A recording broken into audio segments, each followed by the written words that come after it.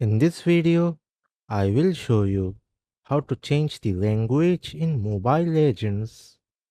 Launch the Mobile Legends app on your device.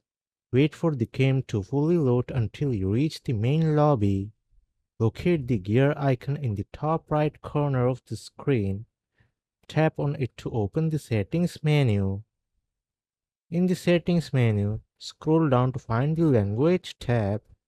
Next to it, you will see the current language, like English. Tap on the current language option. List of available languages will appear. Scroll through the list and select your desired language. If you want to change the voice language, tap on the voice settings option. Tap on the download button to install the required voice files. Wait for the download to complete. After selecting your preferred language, restart your game for the changes to take effect. Once the game reloads, the text and/or voice language will be updated. And that's it. Now you know how to change the language in Mobile Legends. If this video helps, like, share, and subscribe.